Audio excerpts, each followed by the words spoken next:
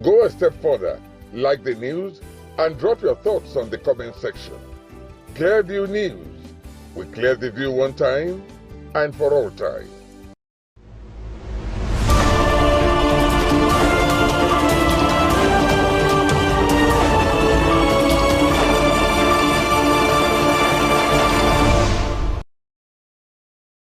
Hello and welcome to Clearview News Desk. We're reaching you live from Nigeria's capital city, Abuja. First, the headlines.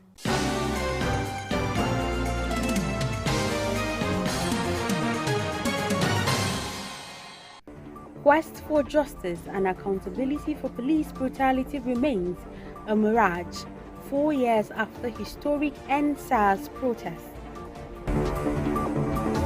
Growing number of out-of-school children poses great security risks for the nation's future, says former President Olusegun Obasanjo.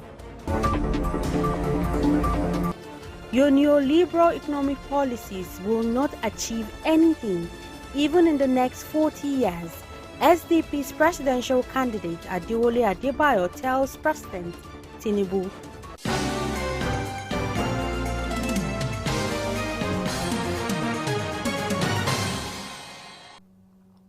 I am Florence Joshua with these and more. Former President of Nigeria Olusegun Obasanjo says the growing number of out-of-school children in the country poses a great security risk for the nation in the future. Obasanjo said that the consequence of not equipping the children to develop their innate ability and capacity leaves them vulnerable to Boko Haram exploitation. The former president made the statement at the commissioning ceremony of some selected projects executed by Governor Bala Mohammed in Bauchi on Sunday. Obasanjo said it is rather unfortunate that 10% of our population that should be in school are out of school. You cannot talk of developing human capacity when you don't have what I call adequate health delivery service for your people. And I talk of, if you don't want to talk about alleviation of poverty, talk about wealth creation. I say to people, the world is fed up with talking about poverty in Africa. God has not created Africa for a land of poverty. We made Africa a land of poverty. Advertently or inadvertently by our leaders in Africa. And of course, if it's a human action, the putting it right must also be a human action. Now, candidate of the Social Democratic Party in the 2023 presidential election, Prince Adewale Adebayo, has condemned President Bola Tinubu's neoliberal economic policies, saying they would not achieve anything even in the next 40 years. Adewale, who made the disclosure during an interview in a sister station, said the present administration sees Nigeria as customers and not as citizens, adding that the current administration is only doing business and not running governance.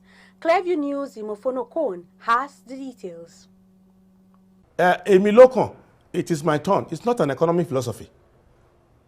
So, and the essence of coming is to tell us what you want to do. Dodging debates is not an economic policy. Bala, Blue, Bulaba, all of those babbling, it's not an economic debate. After his assumption of office last year, President Bola Tinubu brought in reforms believed to be strategies to revive the economy and attract foreign investment. However, Nigerians have seen fuel prices rise and inflation hit a 3-decade high since the end of fuel subsidy and floating of the naira. Amid the hardship faced by Nigerians, at the 30th anniversary of the Nigerian Economic Summit in Abuja, their Vice President Kashim Shettima, while defending the economic policies of the current administration, said the president sympathizes with the citizens, especially the poor, stressing that the president can do nothing about their situation. The SDP presidential candidate, Prince Adewale Adebayo, in his reaction blamed the current administration for lacking economic policies capable of getting Nigeria out of the woods. He therefore advised the Vice President, Kashim Shettima, to go back to the elementary economics. So the Vice President, with due respect, needs to go back to elementary economics. The whole idea of economics is to choose alternatives, to choose from alternatives, to make a choice. They made the wrong choice at the wrong time, and that is where they are suffering consequences. And you need to understand that why I have zero sympathy for them is that, one, they were the party in power before, and they said that they will continue where President Buhari stopped. Secondly, they said that they understood the problems at hand. The president said, don't sympathize with me, don't pity me, I know what I'm getting involved in. Thirdly, the problems that they said they are solving were caused by them. The inflation was caused by them. The rise in factor cost was caused by them. And the mischief, which they said they were going to solve, which was the subsidy, they've not even touched it on the surface. So these are their own crises. SDP's Adewale also lamented that instead of running a government for the benefit of Nigerians, it is rather unfortunate that the current leaders have turned the country to a business venture. They're not running the country, they're doing business. Occasionally, they get distracted with governmental duties, but their primary business, they are just business people. And they think, that's why they are trying to run petroleum industry rather than have a regulatory framework. They're not running the economy, they're not running government, they're just trying to, they don't see you and me as citizens. They see us as customers. So they are mercantile in their approach. So they see you, oh, you're a customer, I can get extra money from you by hoarding petrol. I can get extra money from you by underfunding public education. So they're not really to do anything, and they're not willing to comply with Chapter 2 of the Constitution, which stipulates how governance should be done in Nigeria. What's the responsibility of government?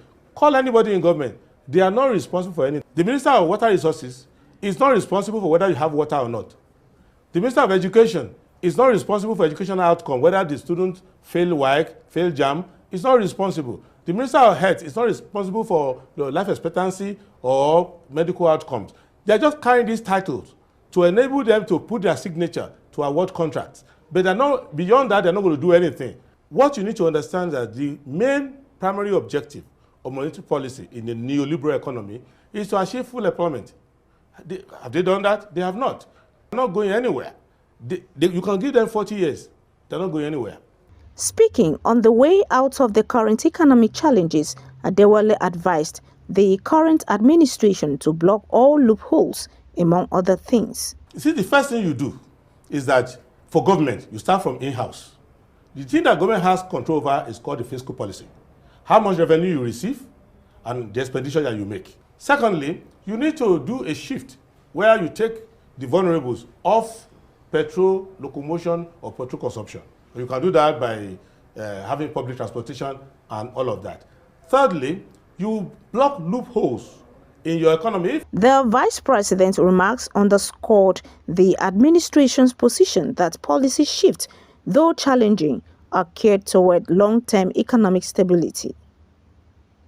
Imefon Okon, reporting for Clever News.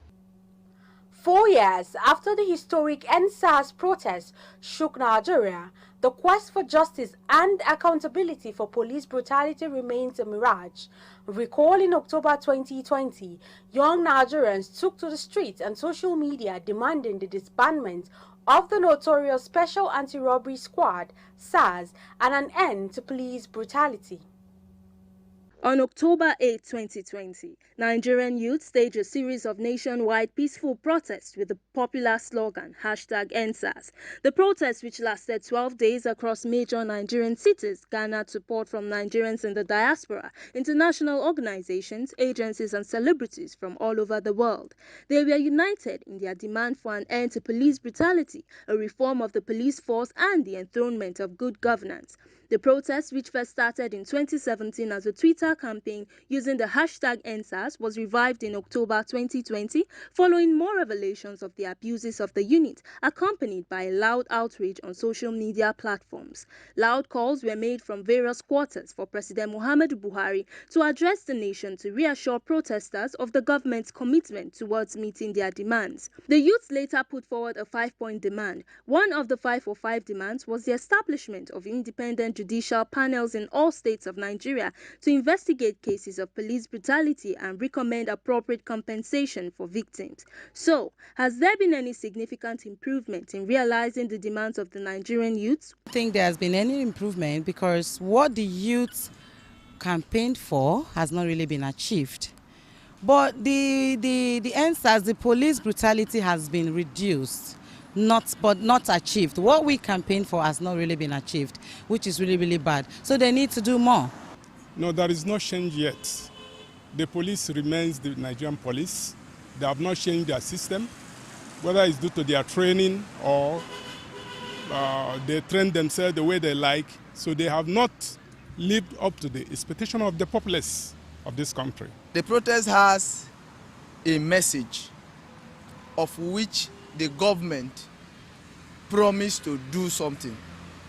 I believe there are committee or people that are shadowed with the responsibility to handle that. But I have not seen, so far I have not seen any improvement. There is an immense improvement ever since the ban of the so-called SARS.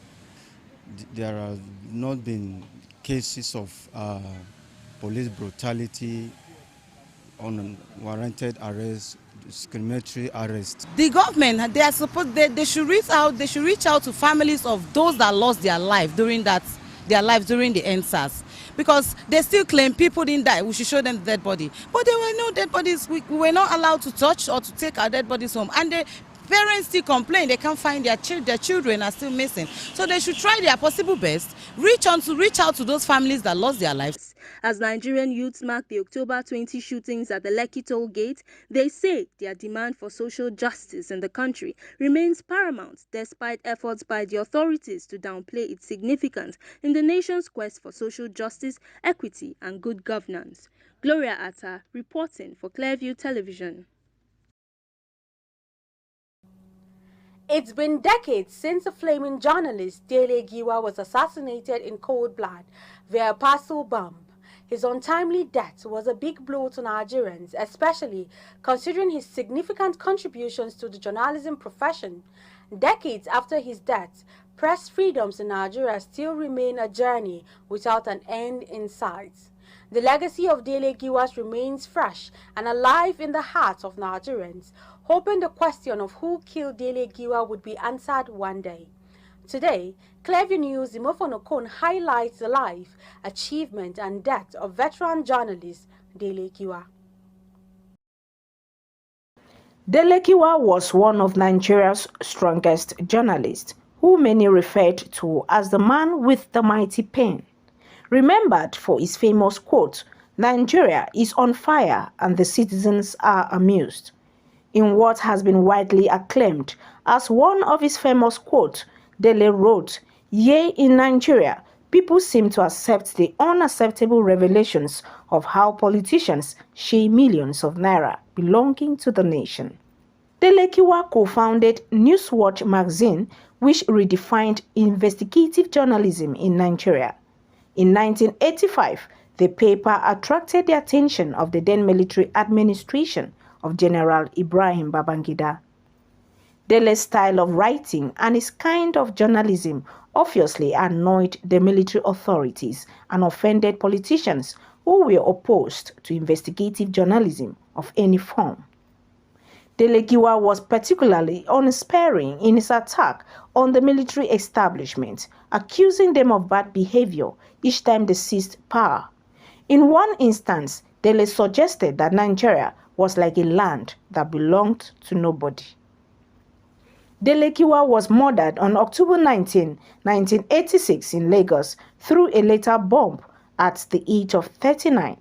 His assassination has become one of the most high-profile cold cases in the country. His untimely death was a big blow to Nigerians, journalism, and an ugly slap on the face of the profession. On February 16, 2024, Justice Inyang Ekwo of the Federal High Court Abuja, delivering judgment, ordered the Attorney General of the Federation and Minister of Justice to reopen the investigation and prosecution of those who murdered the founder of Newswatch magazine, Delekiwa, in 1986. Apart from Delekiwa, the court ordered that the killings of other journalists in the discharge of their lawful duties must be investigated and perpetrators brought to book in line with the provisions of the law. Recall that the Incorporated Trustees of Media Rights Agenda had sued the AGF before the court for the enforcement of fundamental rights of media practitioners to safety as guaranteed by the 1999 Constitution and African Charters on Human Rights. We hope the question, who killed Delekiwa, will be answered this time. Imefon Okon, reporting for Clever News. If you're just joining us, you're watching the news on Clever News Desk. We will be back after this break. Stay with us. We break the news. This is Christ Embassy. Recollect, we were the first to break this. Governor Abba Kabir Yusuf of Kano State has approved the appointment of 3 second-class emirs. And this? Erasmus is the most successful program of the European Union to support education and youth. And this? Fubara is not an ungrateful person. And more. Tension is currently mounting in River State. The planned arraignment of Yaya Bello. Across our platforms. Subscribe now and you will be receiving our notifications and never left out as the news breaks on Clearview. Welcome back.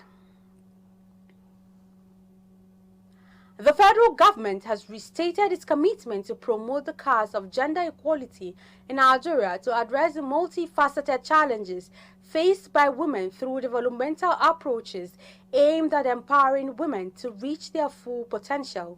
President Bola Ahmed Tinubu made the pledge at the Empower Her Nigeria for Women, Farming, Health, Empowerment, Justice, Education, and Fundraising Program, organized by the Federal Ministry of Women Affairs, led by its Minister, Barrister Uju Kennedy Ohaneye, on Tuesday in Abuja.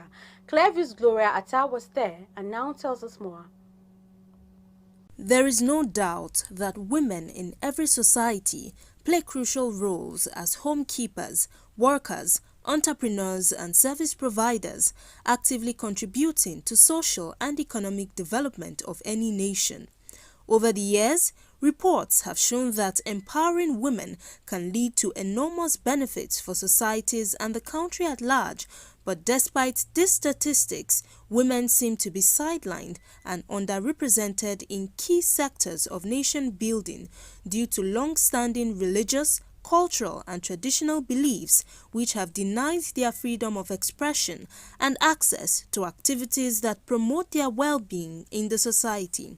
This is even as the Nigerian government, in its effort to bridge the gap, signed and ratified many international as well as regional treaties targeted at promoting and protecting the rights of women in Nigeria.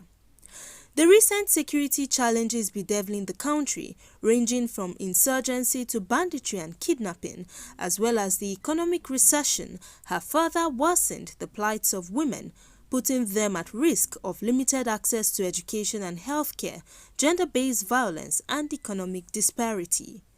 Recognizing the challenges faced by women, President Bola Ahmed Tinubu has once again pledged his commitment to advancing and promoting their cause through economic empowerment.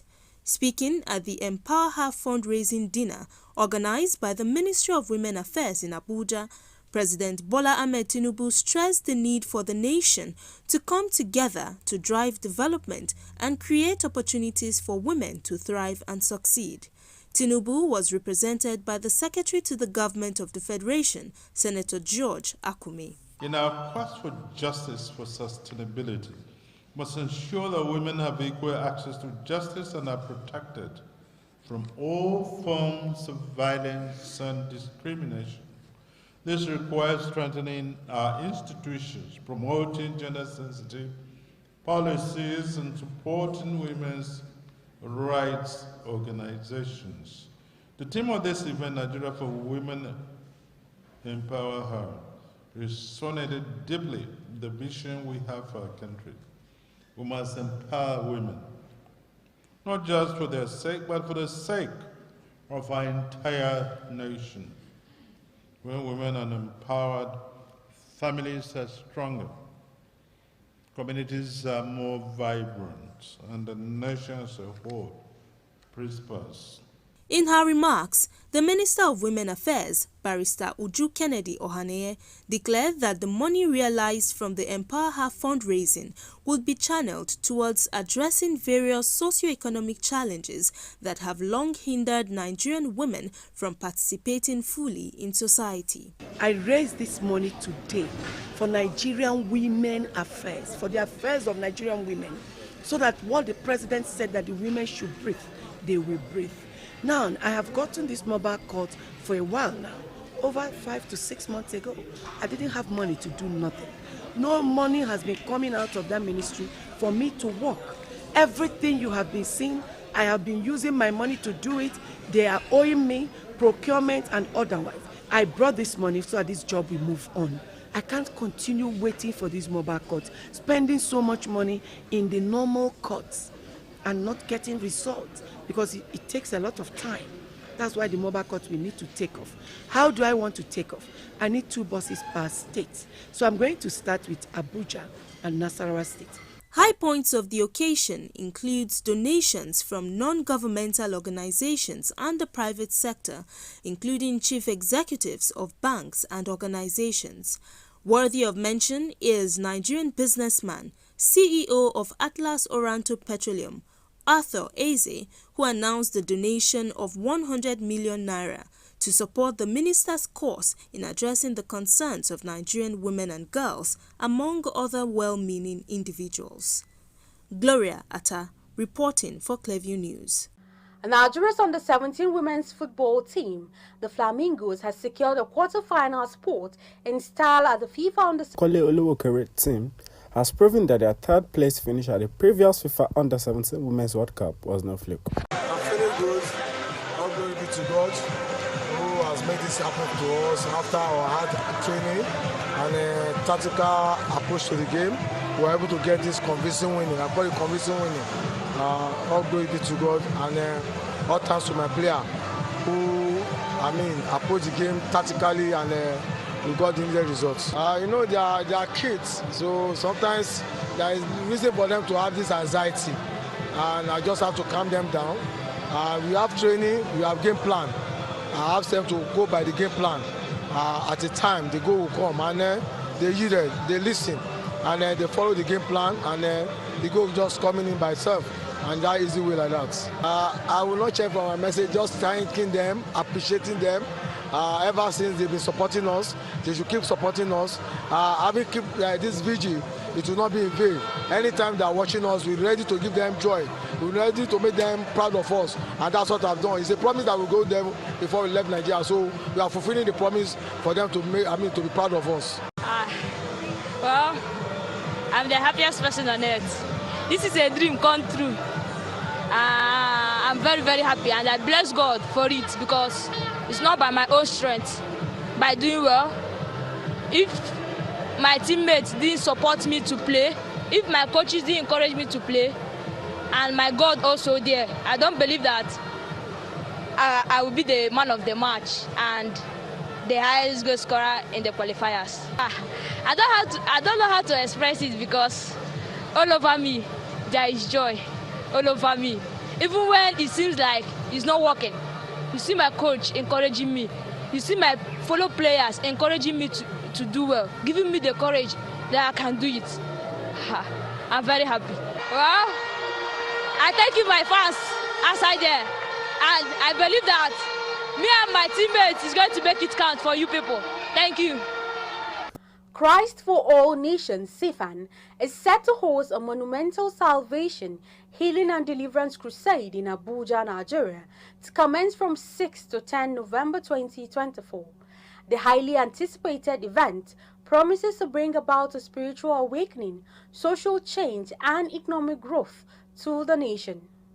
The crusade, which will hold for a period of 5 days, will feature evangelist Daniel Kolenda, Rehad Bunke's successor, and a team of renowned ministers, with millions of attendees expected. This event marks CFAN's 50 years anniversary and legacy of spreading the gospel message to the world wide. And that's the news, but before we go, a recap of the top stories.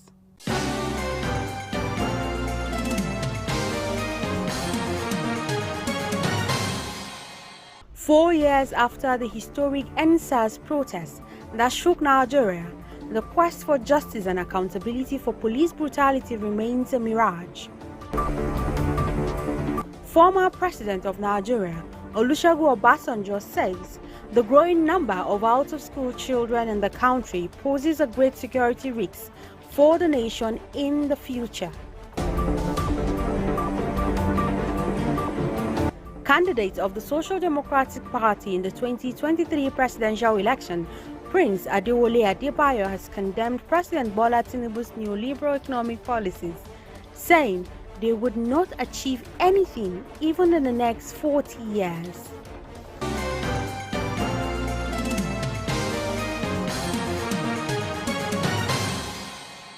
You can follow up on latest events and happenings around you via social media platforms on Facebook, Instagram and YouTube at Clearview News Desk, or via our handle on X, formerly known as Twitter, at Clearview Online.